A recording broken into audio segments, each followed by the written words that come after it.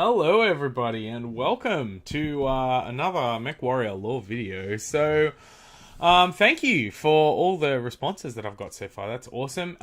Just quickly, some people have said I've glossed over in my brief timeline. I glossed over some things. I did gloss over a lot of things because it's a brief timeline.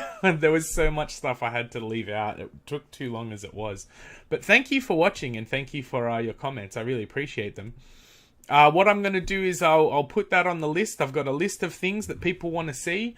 I think the next one we're going to look at is some of the clans and what they do, but also we'll put on Aramis the Usurper and the Cameron assassination, things like that. We'll include those. So if you have anything that you really want to hear me talk about and sort of get my take on, throw it in the comments and we'll do that. I've got a few other videos I want to make as well, but I'm going to start setting these up and making them and sort of trying to get them out weekly. So it's a bit more regular, if not weekly, definitely at least once a month. Because I know you guys enjoy this and I really appreciate that. And I know there's not a lot of good stuff out there. So without further ado, we've already spent about a minute talking about nothing. Today we're going to talk about the word of Blake and the jihad. And who is this Blake fellow anyway? This is probably going to get split into 3 parts. I'm imagining part 1 is going to be sort of who is Blake? What was Blake? Is he just some guy? What happened there? And then I think part 2 will sort of be like, the lead up to the jihad, and then part 3 will be the jihad. So that's what I'm imagining. I want to keep these sort of to 15 minutes because I know I look on the thing. You guys don't watch more than 7 minutes usually, so I don't want to go like double the length that you don't care about. So without further ado, let's get crack-a-lackin'. We've wasted 2 minutes already. Let's go. What is the Word of Blake? So, the Word of Blake is a splinter faction from Comstar, right? This faction was created... there was a change in leadership. Predominantly, that was an assassination of Primus Mindo Wardley, right? Because she was going a bit cray-cray. That's a Comstar thing. That's a whole other... You could do a whole video on that. This is the problem with Battletech. There's so much information. You could do a whole video on friggin' anything. It's crazy. But basically the conservative elements of that faction decided that they didn't like where the leadership was going. There was an assassination. Anastasius Vogt was the Precentor Marshal. And, they killed...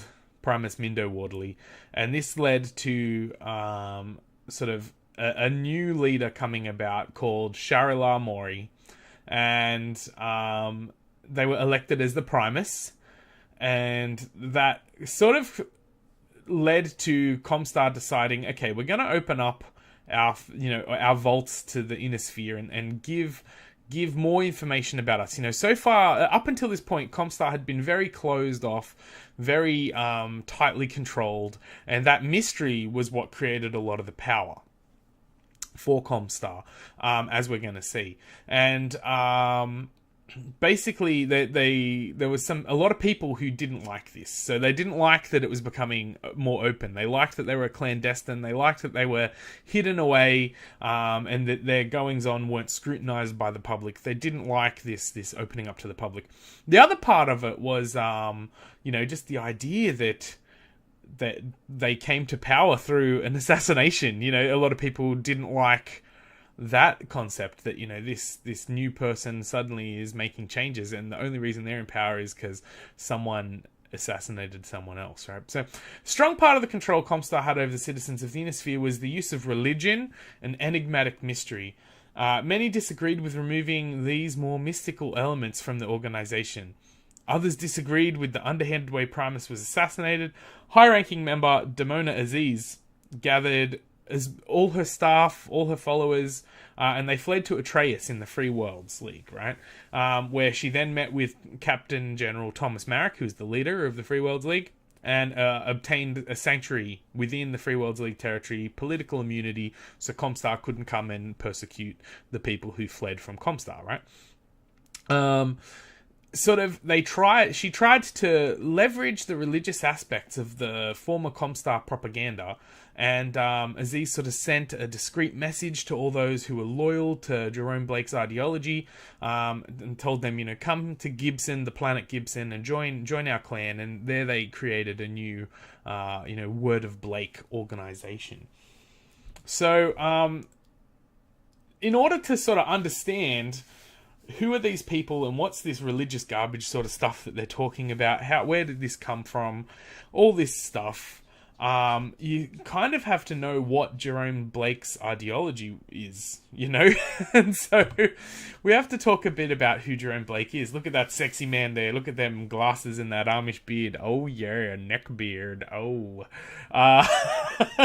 so Jerome Blake was a close friend of Alexander Kerensky.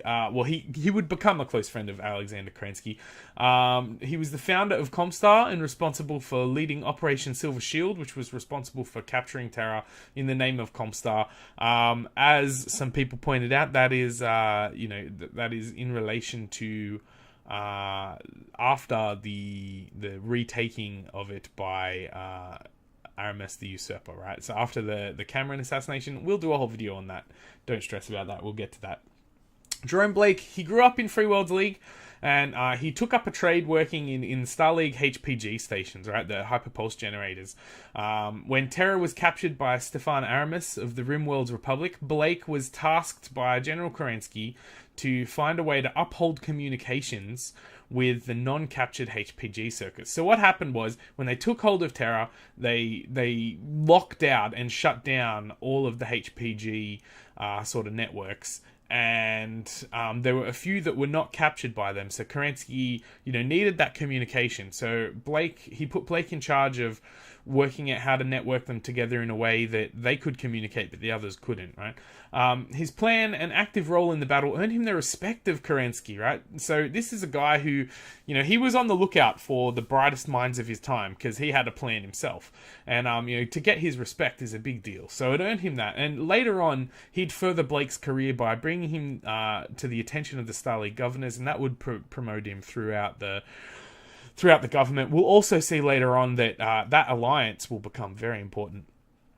So, Jerome Blake was nominated as the Minister for Communications. However, due to various reasons, partly because Blake wasn't there, partly because, other members had been assassinated from the recent battles, partly because other people were going off doing their own thing, he ended up being the only functioning minister within the Starleague trying to repair the infrastructure and the Terran hegemony, right? So, everyone in the Terran hegemony and Starleague, they were sort of trying to do their own thing. They were focusing on military battles, things like that, and Blake was sort of ended up being responsible for rebuilding everything. So as the council continued to fail to name a successor, the succession wars are happening as they're going. The House Lords, they're all fighting each other, preparing for war. Blake had more or less just the free run to do whatever he wanted in the terms of rebuilding the infrastructure. So Blake used this power to rebuild the HPG network, and he centered it on Terra rather than sort of all around. He tried to make Terra a more central location in the interest of removing old grudges. The First Circuit which is what the sort of HPG organization was renamed to Comstar, and a new form of currency was introduced, the C-Bill, and this rebranding became a key factor because he had a plan, he had a coming campaign, right? He knew what he wanted to do, especially since he'd been, talking with Kerensky and getting his ideas and growing them, and seeing that he had such power, he sort of, decided he was going to make a play. So having spent all measures to rebuild everything, it quickly became very clear that further war was inevitable. These House Lords, they wouldn't stop fighting with each other. So he approached the former leaders of the First Circuit with a plan, and he said, I have this plan, it's called Operation Silver Shield. Now, the operation involved three very significant political maneuvers. Firstly, they had to completely rebrand the First Circuit HPG facilities as Comstar and declare that they were completely neutral, right? It had to have complete neutrality from other factions. This included getting rid of the old grudges that existed, right? That was very important to that.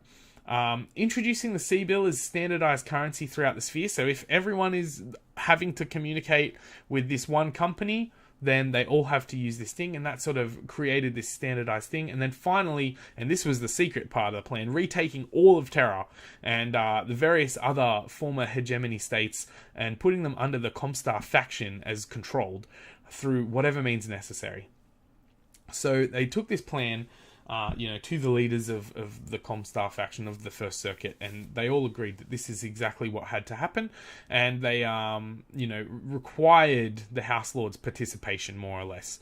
So Jerome Blake went around the Inner Sphere, meeting with each different house, and he spent a lot of time spreading the happy propaganda, telling it's good, it's really important that we preserve this Star League level technology because war, as we've seen, has destroyed things in the past. It's going to destroy it again. We need to maintain this level of technology, so we want to take as much of the communications technology, we want to take a lot of the rebuilding stuff and protect it and keep it under neutral control so that we can make sure that we have these facilities for the future. And, that sounds pretty well and good, And said, it's very important that we have neutral communications for the Inner Sphere, because when you're out there doing your campaign, you don't want to, be worrying if whilst you're fighting House Karita, if, somewhere they're going to, someone who sends a message for you is going to sell it off to your enemy. You don't need to worry about that. We want neutral communications, back and forth. We won't tell anyone what you say, and we won't tell you what they say. It's completely neutral, it's completely confidential, we've got it all. And then sort of here's the final kicker, which I kind of like. And at each meeting he said, this communications protocol that I have here, I want you all to sign it. You're the last house that hasn't signed it. Everyone else is going to do that. And if you don't sign this communications protocol, then you can't do business with us. If you don't agree to do these things, you're going to be the only one who hasn't signed this protocol, and you're not going to get to use the HPGs at all, right? And so everyone fell for it. They totally fell for it. No one had signed it. He went one by one to all of them and said, sign this, until, it's like, you're the last one. He told everyone, you're the last one to sign it. You're going to be without. And so because they freaked out, they signed it. And upon completion of this, he got it all. He said, yes, they've agreed to the C bill. They've agreed to let us have this neutrality. And he goes back and he says, okay, let's go back. He returns to Terra right when they're trying to reclaim it in the battle. And he sort of sees that the battle, there's a lot of people dying and unnecessarily. And, instead of retaking all of the hegemony, he says, let's just take Terra and maybe a few key facilities here and there. And, once we've got that down, no more fighting. So, and they accomplished that. In 2788, Comstar shut down all HPG transmitters. So they've obtained that. They've got that, they're protected, they're safe, there's no more reprisals, no one's attacking them, and they say, we're turning them off.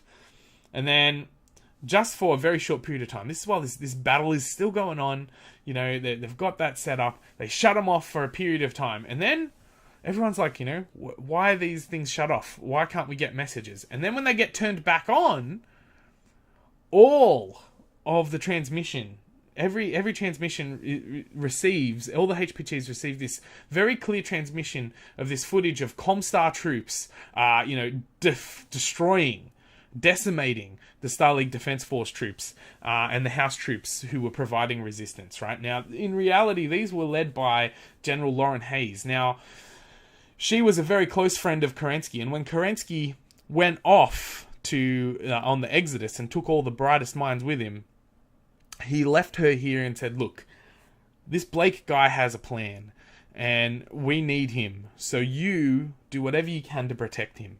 Right? And so her forces were Star League Defense Force troops, but in the middle of the battle, when the HPG transmitters got shut off, they switched sides. They betrayed them. And, that then created this myth, right? But people don't see that. They just flip it on. They see Comstar troops arrive and destroy everyone, who are unprepared, etc., etc. And this creates this mythology that, Comstar forces were so superior to others, right? And so he also transmits this verbal message with that footage.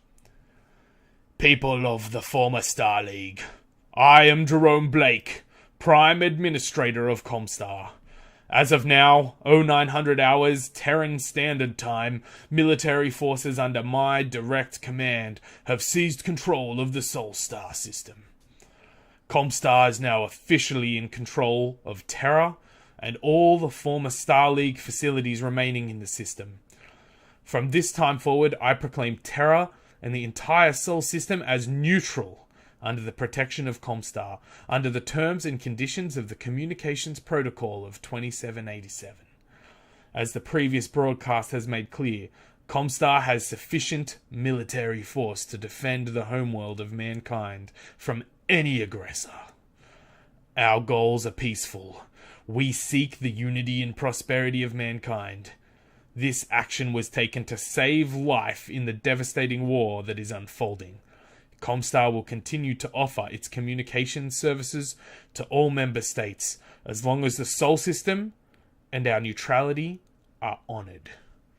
That's pretty powerful, right? That's the word of Blake. That's what, you know, he proclaimed. So that's who this Blake guy is. You know, and that's a really cool story, and that creates this mythology that evolves throughout Comstar, and Comstar remains this enigmatic mystery for a very long time, hundreds of years.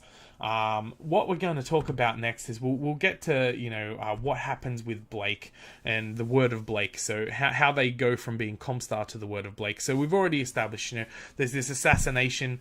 There's these people who don't like that. They go off. They follow Demona Aziz, and that's the plan. So this is the end of part 1. We're going to come right back to part 2. I'll see you in that video, and thank you for watching. Please comment if there's anything you think I've not got right or needs more detail, and we'll get into that. That's the beautiful thing about Powder Tech. There's always more to talk about. Also, it's horrible. Sorry for my terrible acting, I should say. Thank you. And yeah, I'll see you in the next video.